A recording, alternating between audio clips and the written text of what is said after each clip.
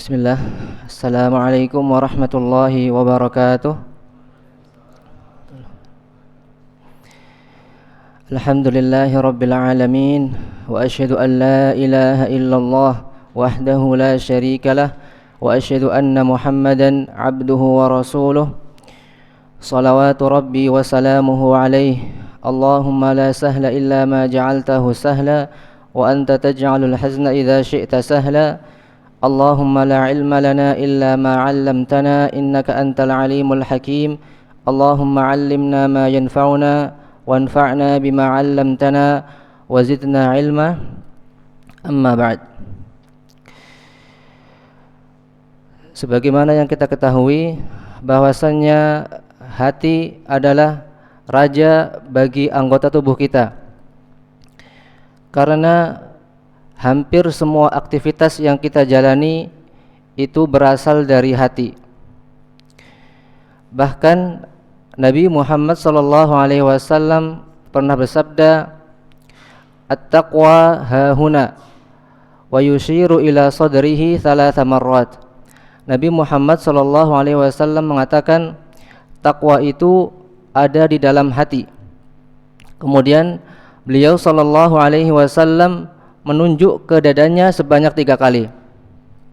Takwa itu ada di dalam hati.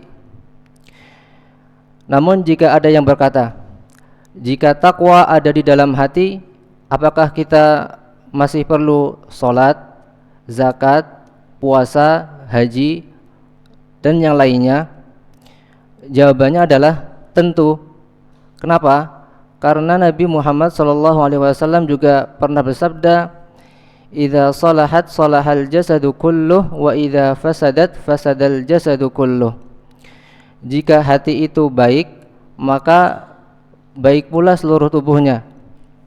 Jika hati itu rusak, maka rusak pula seluruh tubuhnya. Maksudnya, ketika hati seorang hamba itu baik, maka amalan dari anggota tubuhnya itu akan sesuai dengan apa yang Allah Subhanahu wa taala ridhoi.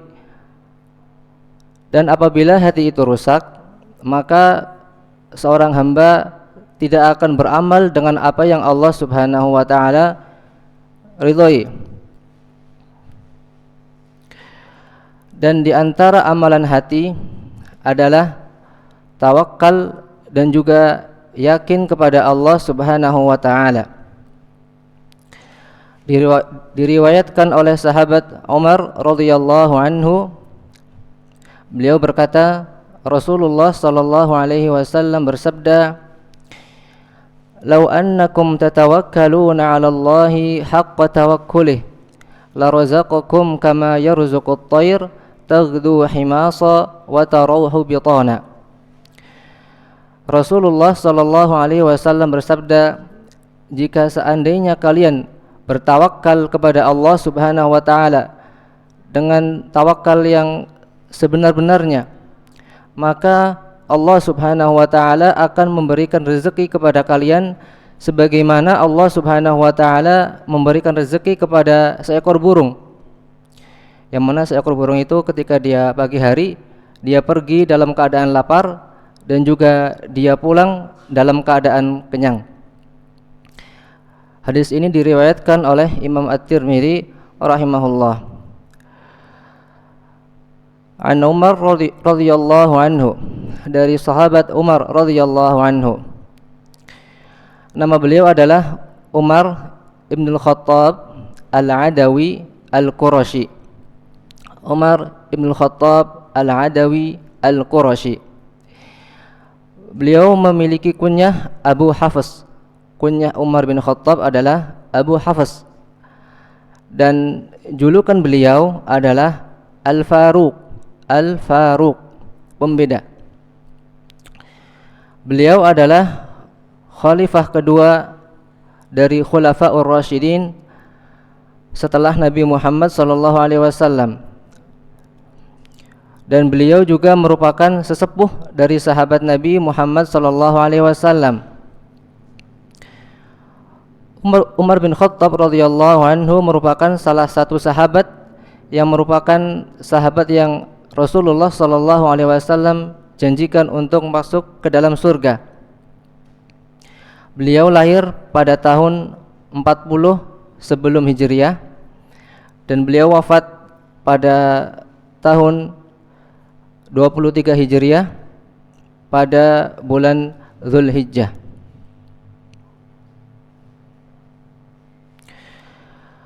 Ketika kita memperhatikan sahabat Umar ibn Khattab radhiyallahu anhu, beliau memiliki anak yang bernama Abdullah, masyhur dengan Abdullah ibn Umar, yang mana anak beliau itu juga salah satu ulama di kalangan sahabat Nabi Muhammad SAW.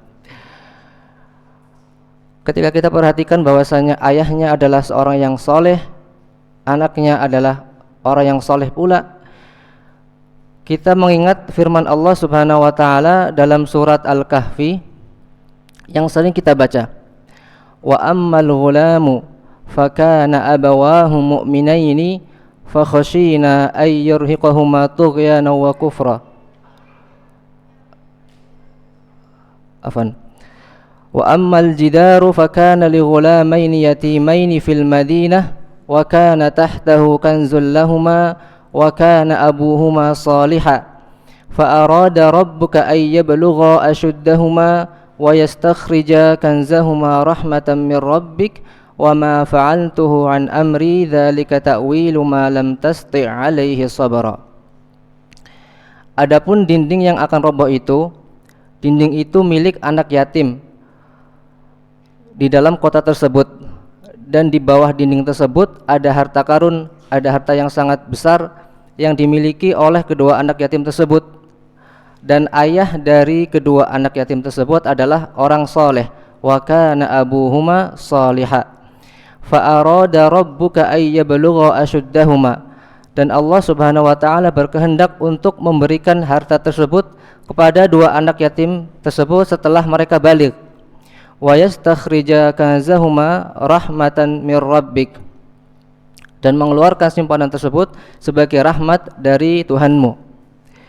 Dari ayat ini kita bisa mengambil pelajaran bahwasannya ketika seorang ayah itu berusaha untuk memperbaiki dirinya, maka insya Allah Allah akan menjaga keturunannya, entah dari dunianya, akhiratnya, atau bahkan kedua-keduanya, atau bahkan dua-duanya, sebagaimana yang ada di ayat tersebut.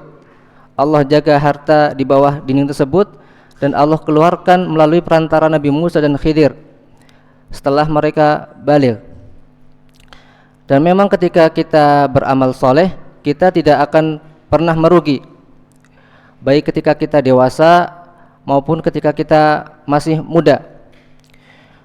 Ketika kita masih muda dan kita membiasakan diri untuk beramal soleh, hal tersebut akan membantu kita untuk terbiasa, sehingga tubuh kita, kebiasaan kita, pikiran kita tidak kaget ketika menjelang dewasa. Ketika seorang pemuda yang membiasakan dirinya untuk beramal soleh, maka insya Allah di akhirat kelak nanti Allah akan memberikan naungan kepadanya pada hari yang dimana tidak ada naungan kecuali naungan dari Allah Subhanahu wa ta'ala. Wa syabun nasya'a fi ibadatillah, anak muda yang tumbuh di atas ketaatan kepada Allah Subhanahu wa taala. Anak muda yang tumbuh di atas ketaatan kepada Allah Subhanahu wa taala, Allah puji sebagaimana di dalam surat Al-Kahfi, yang mana ashabul kahfi, yaitu orang-orang yang Allah tidurkan di dalam gua bertahun-tahun, mereka adalah anak muda. Allah berfirman,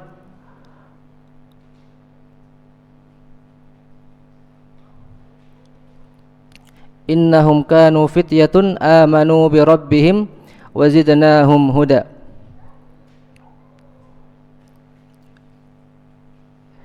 Sesungguhnya mereka adalah anak-anak muda yang beriman kepada Tuhan mereka, dan kami tambahkan kepadanya hidayah. Itu untuk anak muda. Adapun orang dewasa, ketika dia membiasakan dirinya untuk beramal soleh, maka insya Allah Allah akan memberikan kebaikan untuknya dan juga untuk keturunannya, sebagaimana yang terdapat pada surat Al-Kahfi tersebut tentang harta karun yang tersimpan di bawah tembok. maka hendaknya kita membiasakan diri kita untuk beramal dengan amal soleh. Kita berikan nasihat kepada murid-murid kita, kepada adik-adik kita, kepada anak-anak kita dengan nasihat yang bagus, dengan nasihat yang indah, yang terbaik yang bisa kita lakukan. Meskipun terkadang belum nampak secara langsung, tapi kita tidak tahu apa yang akan terjadi di masa depan. Barangkali ada suatu kalimat atau suatu kata yang bisa membekas di dalam hatinya, yang bisa menjadi pegangan di dalam kehidupannya. Kita berusaha memberikan contoh yang baik kepada adik-adik kita, kepada anak-anak kita, kepada murid-murid kita. Meskipun terkadang hasilnya tidak nampak secara langsung, akan tetapi kita tidak tahu apa yang akan terjadi di masa mendatang. Barangkali Allah Subhanahu wa taala menggerakkan hati murid-murid kita, anak-anak kita, atau bahkan masyarakat ketika mengingat kita bahwasanya kita adalah orang-orang yang gemar beribadah, maka Allah gerakkan hati mereka untuk meniru apa yang kita usahakan.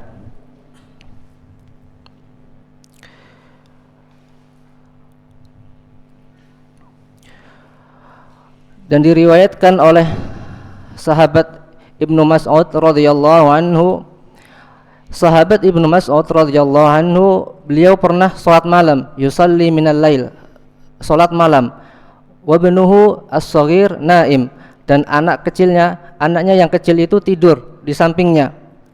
Fayanzuru ilaihi qailan, dan sahabat Ibnu Mas'ud beliau melaksanakan salat atau akan melaksanakan salat malam dan melihat kepada anaknya sambil mengatakan, min ajlika ya ibni, min ajlika ya bunai, demi engkau wahai anakku. Kemudian beliau membaca sambil menangis firman Allah Subhanahu wa taala, wa kana abuhuma salihah fa arada ay yablugha ashuddahuma wa yastakhrija kanzahuma. Ayat yang tadi telah dibacakan, wa kana abuhuma salihah, dulu ayah mereka merupakan orang yang soleh. Fa arada rabbuka ay yablugha ashuddahuma, maka Allah Subhanahu wa taala ingin menyampaikan harta yang ada di bawah tembok tersebut kepada mereka setelah mereka dewasa. Kemudian juga diriwayatkan oleh tabi'in. Tabi'in adalah orang yang bertemu sahabat akan tetapi tidak bertemu dengan Nabi Muhammad SAW. Bertemu dengan para sahabat Nabi dalam keadaan mereka Islam dan meninggal dalam keadaan Islam.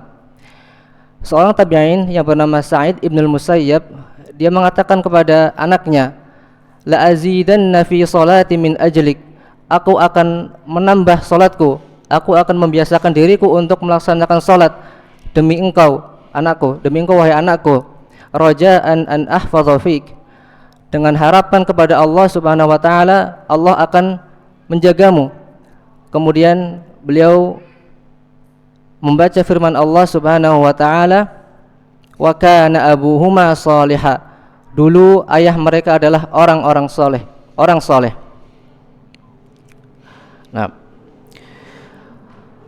di antara amalan hati yaitu yakin kepada Allah Subhanahu wa taala dan juga tawakal kepadanya. Yakin kepada Allah Subhanahu wa taala akan menghasilkan buah. Di antara buah dari keyakinan kepada Allah adalah tawakal yang kuat kepadanya. Yakin kepada Allah Subhanahu wa taala adalah keimanan yang kuat kepadanya dan teguh di atasnya, sampai-sampai seorang itu melihat apa yang Allah dan Rasulnya kabarkan atau apa yang Allah dan Rasulnya janjikan ada di depan matanya, disebabkan karena keyakinannya. Yakin kepada Allah adalah keimanan yang kuat kepadanya dan teguh di atasnya, sampai-sampai seorang itu seakan-akan melihat apa yang Allah dan Rasulnya kabarkan atau apa yang Allah dan Rasulnya janjikan, disebabkan karena keyakinannya yang kuat kepadanya. Orang yang yakin kepada Allah Subhanahu wa taala, dia akan melihat hal yang belum terjadi atau hal yang tak kasat mata dari apa yang Allah dan Rasulnya kabarkan atau janjikan, seakan-akan ada di depan matanya. Dan yakin kepada Allah Subhanahu wa taala dan Rasul-Nya merupakan puncak keimanan atau derajat keimanan yang sangat tinggi. Dan yakin kepada Allah Subhanahu wa taala akan memberikan atau akan membuahkan amalan-amalan yang begitu indah, di antaranya adalah amalan tawakal yang kuat kepada Allah Subhanahu wa taala. Apa itu tawakal? Tawakal adalah seorang bersandar kepada Allah Subhanahu wa taala secara zahir. Secara zahir yaitu dia mengerjakan sebab-sebab, dan juga secara batin, secara hatinya dia bergantung kepada Allah Subhanahu wa taala untuk mendapatkan kebaikan dan menolak madarat. Tawakal adalah seorang bersandar kepada Allah Subhanahu wa taala secara zahir dan batin untuk mendapatkan kebaikan dan untuk menolak madarat. Allah Subhanahu wa taala berfirman, "Wa man yatawakkal 'ala Allahi fahuwa hasbuh." Dan barang siapa yang bertawakal kepada Allah Subhanahu wa taala, maka Allah Subhanahu wa taala akan mencukupinya. Dengan yakin kepada Allah dan tawakal kepadanya, insyaallah seorang akan mendapatkan apa yang dia inginkan, apa yang dia cita-citakan, baik di dunia maupun di akhirat. Dia akan hidup dengan penuh ketenangan karena dia yakin apa yang dikabarkan oleh Allah Subhanahu wa taala dan Rasulnya itu benar adanya. Allah mengatakan, "Wa man yatawakkal 'ala Allahi fahuwa hasbuh." Siapa yang bertawakal kepada Allah Subhanahu wa taala, maka Allah Subhanahu wa taala akan mencukupinya. Berkata Imam Hatim Al-Asam rahimahullah, tawakal itu dibangun di atas 4 hal. Imam Hatim Al-Asam rahimahullah berkata tawakal itu dibangun di atas 4 hal. Yang pertama, aku yakin bahwasanya rezekiku tidak akan dimakan oleh orang lain, maka hatiku menjadi tenang. Itu pondasi yang pertama. Kalau dalam bahasa Arab diartikan ta'allamtu atau alimtu anna rizqi la ya'kuluhu ghairi fatma'annat bihi nafsi. Aku yakin bahwasannya rezekiku tidak akan dimakan oleh orang lain, maka tenanglah hatiku. Pondasi yang pertama. Pondasi yang kedua, aku yakin bahwa amalanku atau bahwasannya usahaku tidak akan dikerjakan oleh orang lain selain diriku, maka aku menyibukkan diri dengan amalan-amalan atau usaha yang bisa saya kerjakan. Atau dalam bahasa Arab, wa alimtu anna amali la ya'maluhu ghairi fa ana bihi masyghul. Aku yakin bahwasannya amalanku atau usahaku tidak akan dikerjakan oleh orang selain diriku, maka aku menyibukkan diri dengan amalan tersebut, dengan apa yang bisa saya usahakan. Itu pondasi yang kedua. Adapun pondasi yang ketiga, aku yakin bahwasannya kematian itu datangnya tiba-tiba, maka aku fokus untuk mempersiapkan diri. Pondasi yang ketiga, aku yakin bahwasannya kematian itu datang secara tiba-tiba, maka aku fokus untuk mempersiapkan diri. Kalau diterjemahkan dengan bahasa Arab, wa alimtu annal mauta ya'ti baghtatan fa ana ubadiruh. Itu pondasi yang ketiga. Adapun pondasi yang keempat, yang terakhir, aku yakin bahwasannya aku tidak luput dari pengawasan Allah Subhanahu wa taala, maka aku malu untuk bermaksiat kepadanya. Pondasi yang keempat, aku yakin bahwasannya aku tidak luput dari pengawasan Allah Subhanahu wa taala, maka aku malu bermaksiat terhadapnya. Jika diterjemahkan dengan bahasa Arab, wa alimtu anni la akhlu min ainillah fa ana mustahyin minhu. Itu adalah 4 pondasi bertawakal kepada Allah Subhanahu wa taala sebagaimana yang dikatakan oleh Imam Hatim Al-Asam, yang ditulis juga oleh Imam Az-Zahabi rahimahullah dalam kitabnya Siyar A'lamin Nubala. Kita ambil contoh tentang yakin kepada Allah dan tawakal kepadanya pada kisah sahabat Nabi Muhammad SAW. Allah berfirman mengkisahkan tentang peristiwa tersebut, walamma ra'al mu'minuna al-ahzaba qalu hadza ma wa'adana Allah wa rasuluhu wa sadaqallahu wa rasuluhu wa ma zadahum illa imanan wa taslima. Tatkala orang-orang mukmin, maksudnya para sahabat Nabi Muhammad SAW, melihat para kabilah, para suku bersatu untuk menyerang mereka, mereka mengatakan hadza ma wa'adana Allah wa rasuluh, inilah yang dijanjikan oleh Allah dan Rasulnya, wa sadaqallahu wa rasuluh, Allah dan Rasulnya telah jujur, wa ma zadahum illa imanan wa taslima. Dan yang demikian itu tidaklah menambah kepada mereka kecuali keimanan dan ketundukan. Al-Ahzab adalah kelompok atau gabungan dari kabilah yang bersekutu. Mereka bersatu padu untuk menyerang Rasulullah SAW di kota Madinah. Mereka bersatu hingga jumlah mereka sekitar 10.000 pasukan. Ada kabilah Quraisy dan yang lainnya. Mereka bersatu padu untuk mengepung Madinah. Pada saat itu memang terdapat ujian yang besar bagi kaum mukminin. Allah mengkabarkan tentang keadaannya mereka, idz ja'ukum min fawqikum wa min asfala minkum wa idz zaghatil absar wa balaghatil qulubul hanajir wa tadhunnuna billahi dhununa.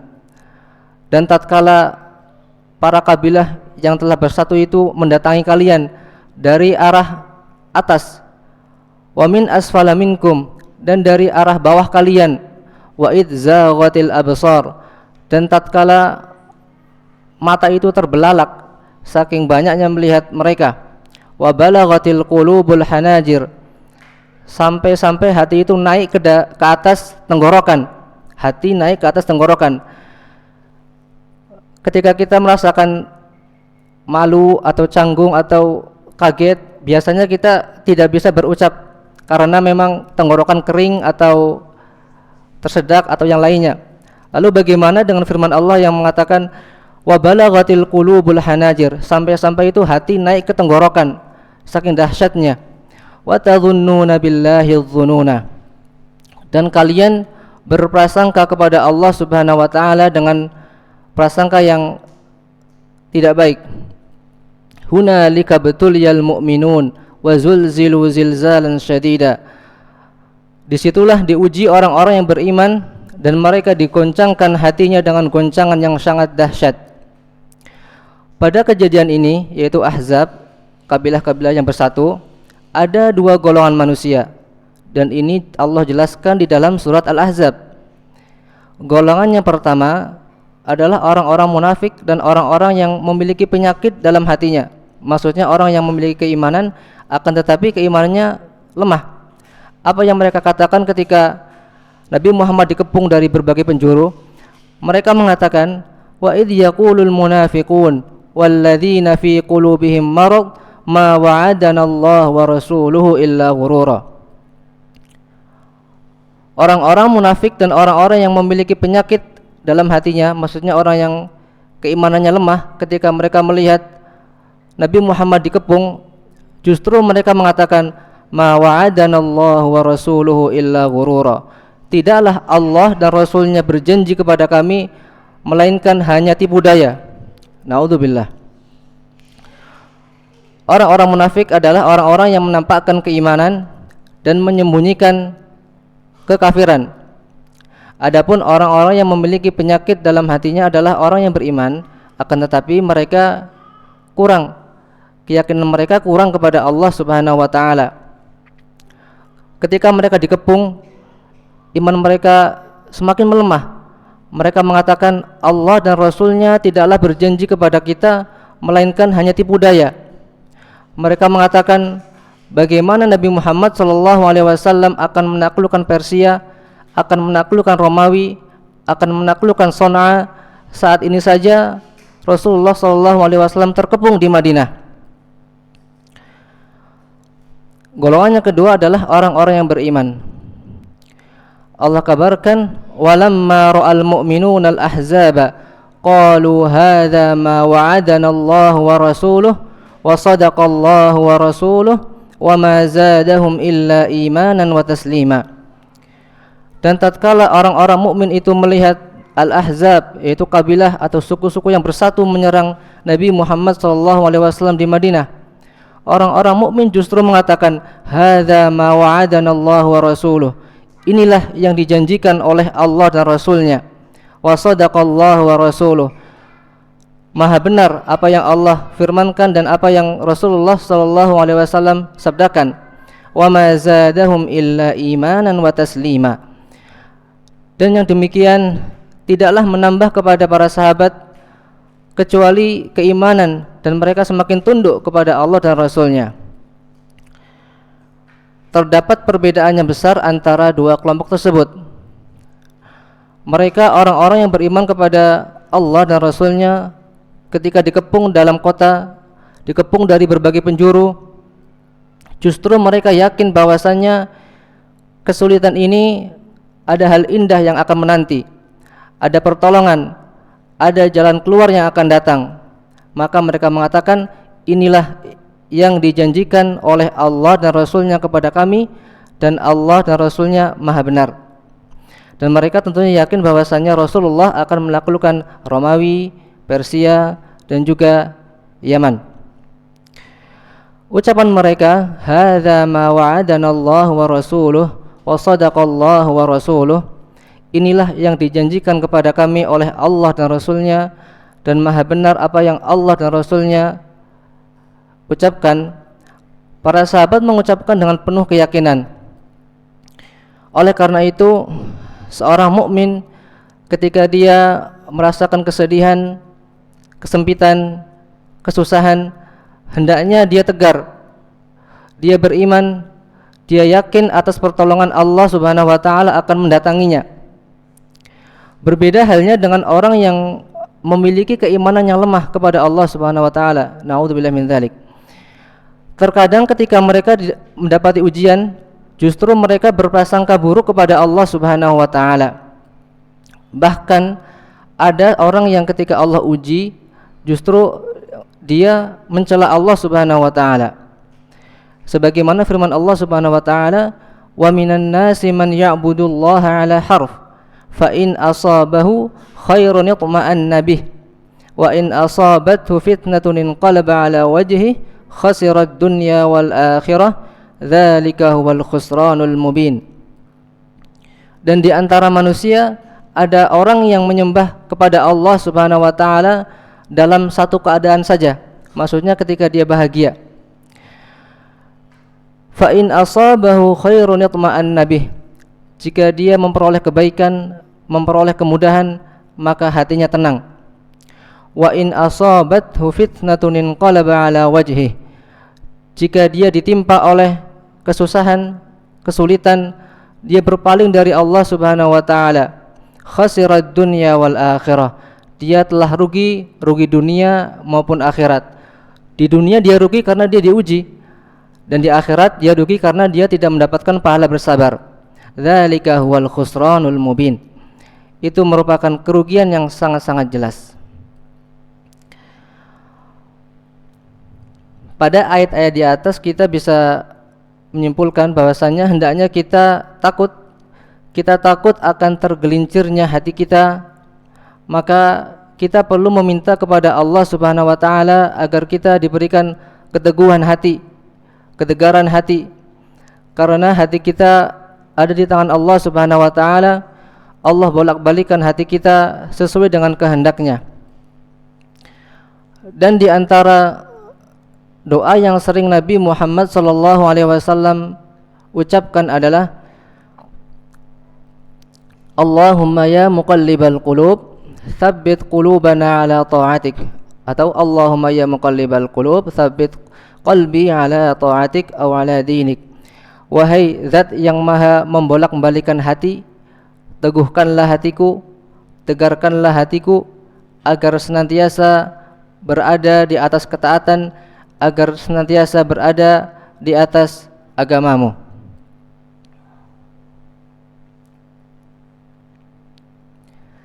Sampai jam berapa?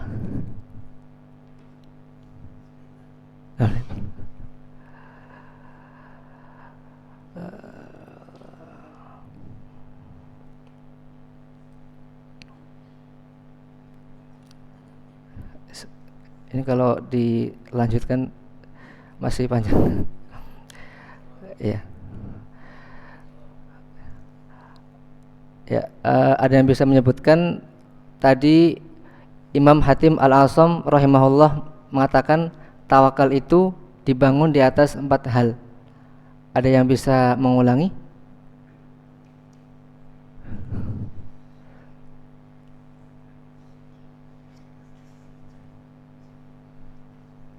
Sebisanya kalau bisa. Ya. Sahih. Ayo sahih. Kedua,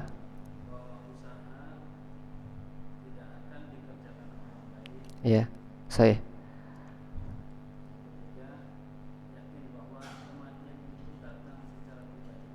Sahih. Sahih.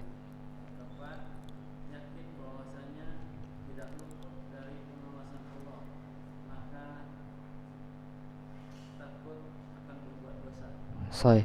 Barakallahu fiik.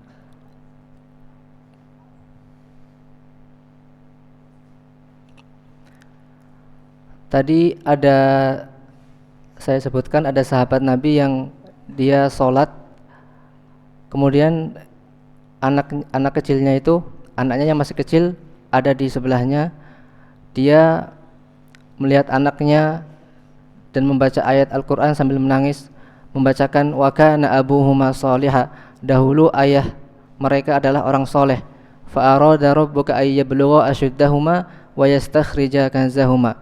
Allah Subhanahu wa taala menginginkan harta itu disampaikan kepada mereka tatkala mereka dewasa. Siapa nama sahabat tersebut? Saya Ibnu Mas'ud. Barakallahu.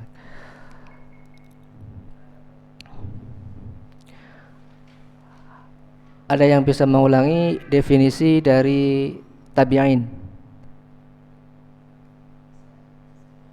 Tabi'in ya. Definisi pengertian dari tabi'in.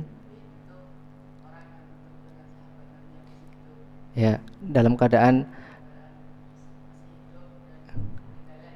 dia beriman dan juga meninggal dalam keadaan beriman, ya. Masih ingat siapa nama tabi'in yang berkata la azidanna fi salati? Dia mengatakan kepada anaknya, la azidanna fi salati min ajlik, aku akan tambah salatku untukmu wahai anakku, roja'an an ahfadha fik, aku berharap kepada Allah, Allah akan menjagamu. Kemudian dia mengatakan atau membaca firman Allah, wa kana abuhuma shalihah, dulu ayah mereka adalah orang yang soleh. Siapa nama tabi'in tersebut? Ada yang ingat? Namanya Sa'id Ibnul Musayyab. Sa'id Ibnul Musayyab. Beliau merupakan salah satu tabi'in yang terkenal, ulamanya para tabi'in.